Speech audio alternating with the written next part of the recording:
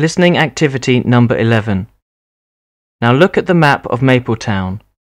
Find the station at the bottom left-hand corner first. We will start here. 1. Mr. Smith has just come out of the station and is asking the driver the way. Excuse me, could you tell me where the bookshop is? When you leave the station, turn left, then cross Station Road at the junction and walk up North Street. Take the first turning on the right, and the bookshop is the first building on the right. Thank you. 2. Miss Acton has just come out of the station and is asking the driver where a coffee bar is. Excuse me, could you tell me where the coffee bar is?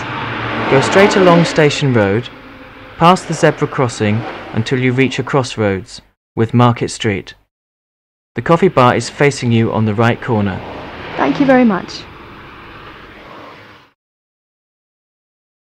3. Miss Abby has just come out of the station and wants to do some shopping. Excuse me, can you tell me where the nearest chemist is? A chemist's? Oh yes, there's one on West Street. When you leave the station, turn left and go along North Street until you get to some traffic lights. Take the right turning there and walk straight on until just before a left-hand turning called South Street. The chemist is on the left, on the corner of these two streets. Thank you very much. 4. Mr. Robert Smith wants to find a hotel. Excuse me, could you tell me where I can find a hotel? A hotel? Yes. There is one on the corner of West Street and Market Street, next to the bookshop.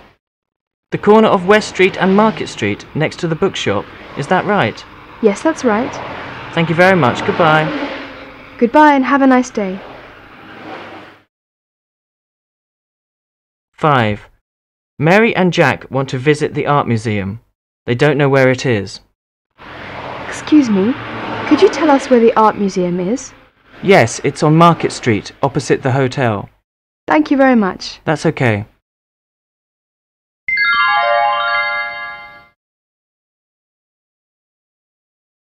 Listening activity number 12. Look at the map below. You will hear 6 separate sets of directions to a certain place on the street plan. As you listen, follow the directions carefully, then write the appropriate letters beside the names of the places below. The first one starts at the car park. Find the car park, please. Conversation 1. Excuse me, could you tell me how to get to the post office from here? The post office? Let me think for a minute. The post office, yes. It's on Victoria Road. Go straight along High Street until you get to the park. Turn right at this junction into Church Road, and then take the second turning on your left. That's Victoria Road.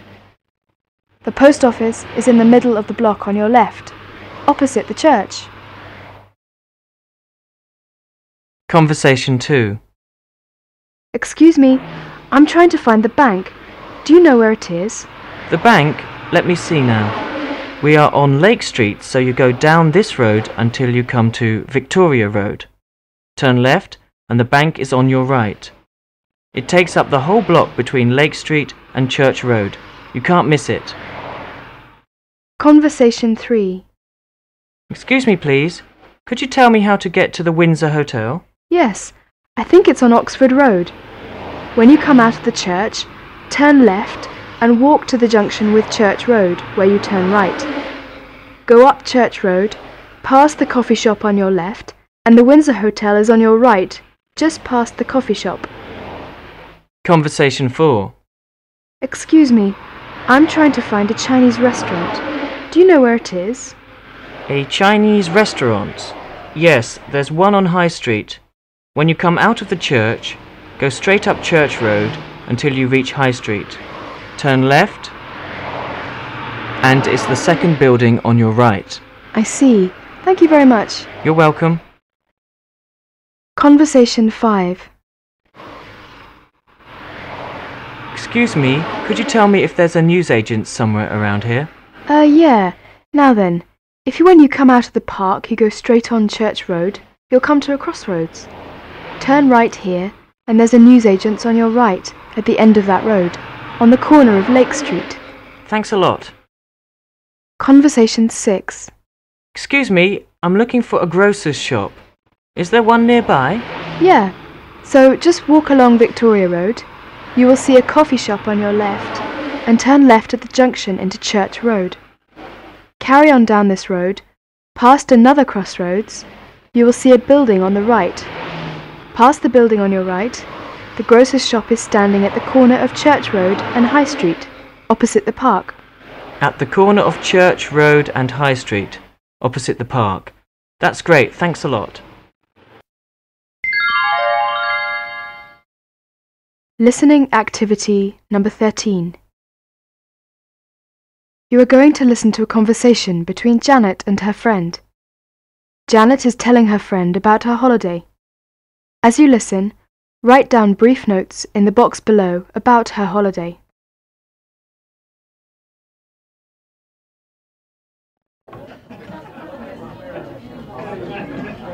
Hello, Janet. I'm glad to see you back. Did you have a nice holiday? Yes, it wasn't bad. What did you do? Tell me all about it. All right, if you're really that interested. We arrived at our hotel at 5 o'clock on Saturday afternoon and didn't really do anything much until the next morning, when my father hired a small family car and we all went to Safari Park, which is not far from London. It was a very interesting park, full of lovely wild animals. We motored through the monkeys' compound first, and that was an experience. They climbed all over our car, and we had a wonderful view of the monkeys. Then we continued into the lions' compartment, and we had to lock ourselves in because the lions could come very close. Yeah, it must have been terrifying. Did they come to you? Oh no, we saw them sleeping under trees, quite far away from us. We were unlucky and didn't see them clearly. Anyway, we had a good time there. Oh, it sounds interesting. It's the kind of park I like. On Monday we all went off to Oxford and spent a whole day there. On the way to Oxford we stopped at Stonehenge. Stonehenge?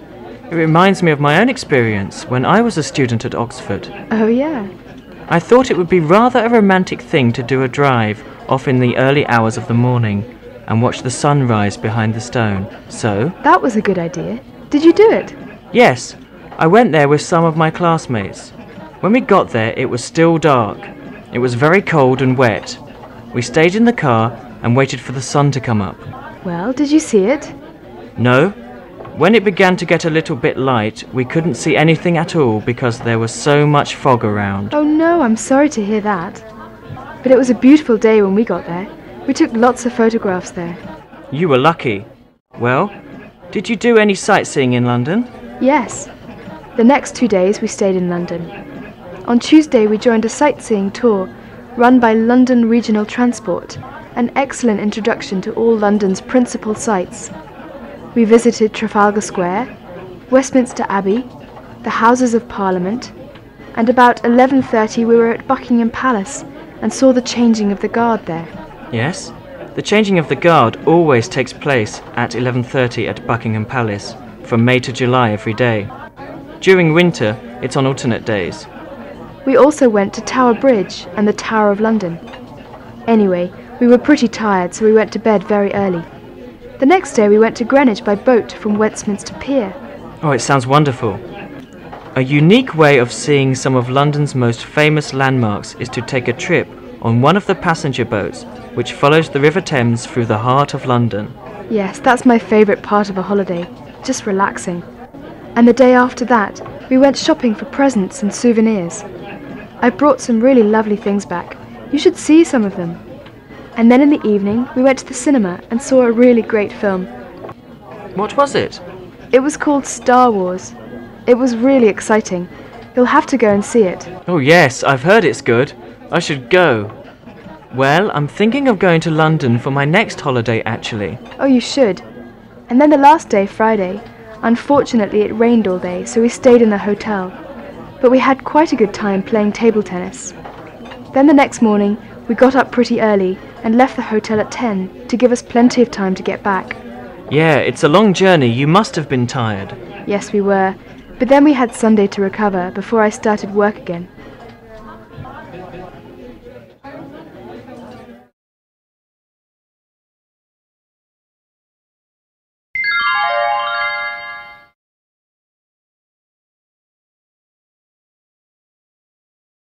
Listening activity number 14. Task 1. You will hear a dialogue between two students. One of them is describing a route on the map. If the person went inside any of the places named on this map, mark that place with a cross. Hello, Mary. Did you go to the university for registration yesterday? Yes, that day was a bit hectic. I was really tired. Why? What happened? Oh, I went to the West Building to register first. Then on the way to the library to apply for my library card, I had to go to the South Building to see my tutor there. After the library, I had to go to the Student Union's office to book a ticket for the Oxford trip next week. Yes, you did a lot of things. Yes, but that wasn't the end of it. I was pretty tired after all that. Anyway, I went to the bar for lunch and I met Kathy there. Kathy? Is that the girl you were talking about before? Yes, she's my old schoolmate. She studies computing at my university. She now lives in the YMCA very close to the bar. She wanted to show me the computer centre, but it was closed. So she took me to the shopping centre in Ealing Broadway instead. We came back at 6 p.m. No wonder you were looking so tired.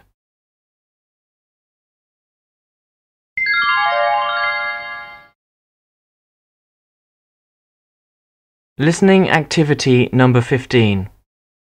You're going to listen to a talk about children's safety at home. Look at the table below.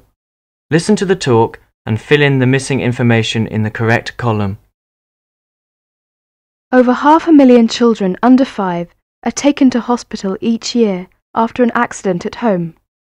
Tragically, about 200 die. Most of these accidents need never have happened. Think how your adult-size home looks through a young child's eyes. Think how quickly your child is growing and changing. Out of reach may be much higher than it was not long ago. So think ahead. Their safety is in your hands. Things look different from where children are. They can see lots of things to grab hold of or poke into. Panhandles, the lid on the kettle, a hot drink, or the iron. If they grab something hot, it could burn or scald them. Even a cupful is dangerous. When they're moving around, they don't always look ahead. They don't see. Panes of glass in doors and screens, things left on the floor like toys, or spills in the kitchen, drawers or cupboard doors left open. They can trip and fall over things, fall through panes of glass, or bump into things which stick out.